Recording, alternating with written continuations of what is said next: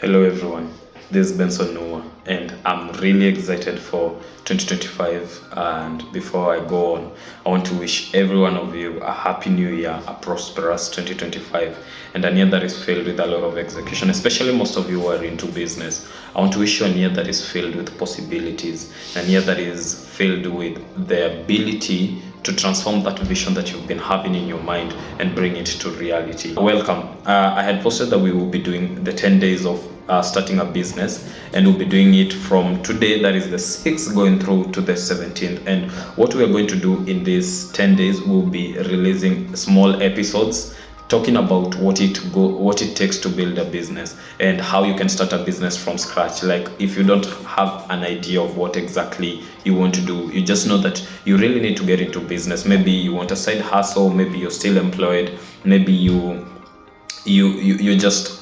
have the spirit of entrepreneurship, but you're trying to build on what exactly you want to do. So welcome to day one, and in day one we are going to talk about thinking of the business to get into. Okay, and I know this is not really the toughest of the pillars that goes into building a business. Is not one of the hardest things to come up with as an aspiring entrepreneur, but the way that you come up with it, the system by which you come up with it, the things that you put into work, into consideration before you start that business you want to start, really matters a lot. And if you want to get into business, you have to be clear on why, where, and who you will be working around in your business. So into thinking about the business that you want to get into, the first thing that you need to think is, what is that product and that solution that you want to bring into the market. And this now brings kind of a reverse engineering concept for you as an entrepreneur and for you as a founder.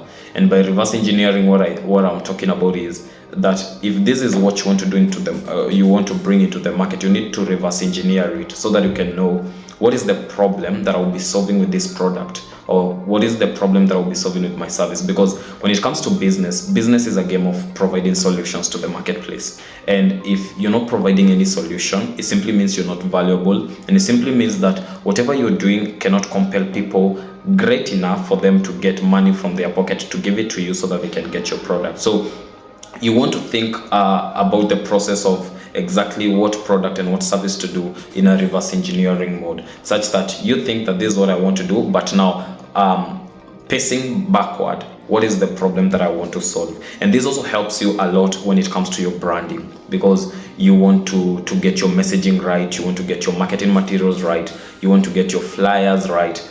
Everything about your branding goes into the problem you're trying to solve. So when you're trying to think, is this the business that I really want to get into? And especially if you want to build something that can last as a founder, you want to think in a reverse kind of way, so that you can know that this is the solution that I'm bringing into the market, and this is the problem that I'm trying to solve. But still, it does not end at that. I'm really going to try and keep this brief. We are trying to keep it as short as possible and as valuable as possible for you. So the number two thing you want to think about when it comes to getting into the business that you want to get into is the problem you're trying to solve really valuable? Okay, now I remember sometime last year I did a live on Facebook, and I remember we were talking about business ideation. And I remember mentioning that sometimes the problem is not even about the idea that you want to bring into the market, but actually, are people ready to pay for what you want to give them? Because sometimes most of us get into a position whereby we import problems, we import ideas, and then when we are bringing them to the market, we are trying to force the market to fit into the solution that we're trying to give them. And what do I mean with this? What I mean is, you want to find a problem that fits an audience and then create a solution, not the other way around. You don't want to create a solution, then try to force the market to fit into your solution. You want to get that problem that they have, they are really willing to pay for it. And this goes into considering a few things. Number one thing, what are the pain points of your target audience? What are those things that really pain them? What are the things that they would do anything to solve them? And then number two, what are their needs? What exactly do they need when it comes to their day-to-day life, when it comes to their businesses, when it comes to their belief system, when it comes to their spirituality, when it comes to their fitness. You want to think exactly what people are looking for, so that you can know the kind of solution or the product to give into the market. For example, even if you want to be selling, let's say, let me use a common example in the locality, that is selling, let's say, pork. It's a really great idea if you would come and sell it to the central people. You go to Nairobi and sell it. Even if you open a business and call it the Pork Palace, the pork whatever, people are going to buy from you if you open it there. But now think about this, that you go to a Muslim community, this Islamic community, and you open up a pork business. Do you really think that people are going to pay for it? So the idea, sometimes the idea is great, but if you do not get to know about the people that you're going to work around with, then it's going to bother you. All right. You want to think about the viability of the business that you want to start, the problem you're trying to solve, and the people you're trying to solve it to. The third thing that you want to think about is the size of the market. I know this is something that people don't really get to consider when they want to start a business, but you really want to consider the size of the business, of the market, sorry. And what I mean by this is you want to think, how much is the market valued at the current time, and where is it headed? All right, you want to understand that graph of trend, that this is where the market is and this is where the market is going to get. Because if you do not do that, you don't know the potentials in the market, you don't know the trends that are going to come up in the industry that you want to get into. And what simply that means is that you will execute for now and you will not be building for the future. And if you don't build for the future, it simply means that over time you become obsolete and you get replaced by other people who are building for the future. Because if you want to start a business, in these 10 days of starting a business, we'll be trying to carve that kind of an idea, to have that kind of mental kind of a tattoo, that you need to understand that you're not building for now, you're not building for you right now, and you're building for the future. So anything you're doing it for the future. You can be building it right now, but you want to think like you're building it from the future. What we spoke earlier on, that you need to reverse engineer the whole process, that this is where the market is going to and this is where I'm at. And so if I want to get here ahead of my competitors, ahead of the people that are there, I need to think, where is the market going to? What is the size? How much is it valued at? That is a very, very important consideration to get into. And also to get to know how much are people willing to pay in that market. All right, you can get a market that people are willing to pay, and you don't know the kind of how much people want to pay for that service that you want to give them.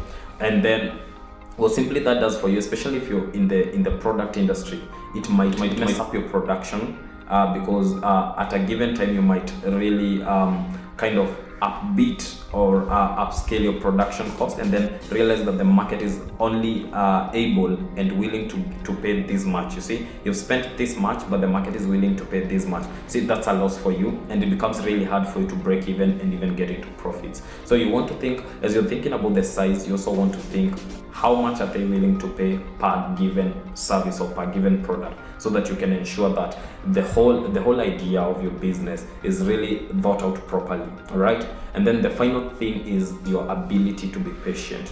You want to think about how patient can you be when it comes to business, because business is a game of patience and you don't build overnight, right? I know there is this illusion, and it's an illusion that we'll be discussing over in future as we'll be pushing for this same series. We'll be discussing this illusion that goes on amongst people in business, and it's the illusion of customers. That today you might be having customers and you think that your business is growing towards the positive side, and as opposed to that, you want to be sure that the customers you're getting, they're not illusory customers, and they're not customers who are just coming to you because they pity you, because they just want to support you, because they know you. You want to ensure that you're building a brand for people who are willing to pay you continually. I'm going to be tackling the issue about customer.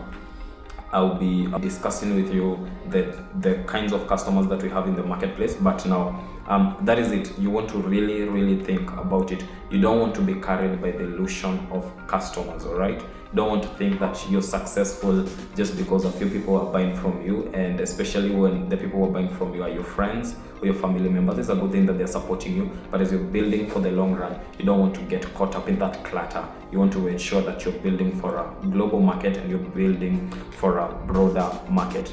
And then you want to think, do you have the skill? Are you viable yourself as a founder? Are you viable to do whatever you want to do? For example, if you want to get into the catering industry, you want to be into the hospitality, you want to start a restaurant, you want to start a kitchen, whatever you want to do, are you viable? You as a person, do you have the skills? Do you have the knowledge? And do you have the capability to run in that market? Because just because you are a chef does not make you someone who can run a catering business or a hospitality business or a restaurant. All right, you want to understand, do you have the bandwidth? Do you have the capacity to run that business successfully? And with thinking about that, I believe that something helps you to sit down and think about, what industry do I want to get into? What business do I want to do? Finally, I know this was supposed, I know you expected me to discuss this as we were starting, but now I want to discuss it as we are ending it. Is think about the gaps that are there in the market. Look into the market that you're already into, get the gaps, get the needs, get to know the people who are willing to pay for that, get a minimum viable product, go to the market, test that product, get feedback from the customers, iterate, reinvent and scale it, and again and again and again. Never get tired of iterating as a business owner. Never get tired of iterating. If you already decided that this is the industry I want to get into, never get tired of iterating. Once again, see you for the remaining 9 days. This is Grounded's Business Hub. Cheers.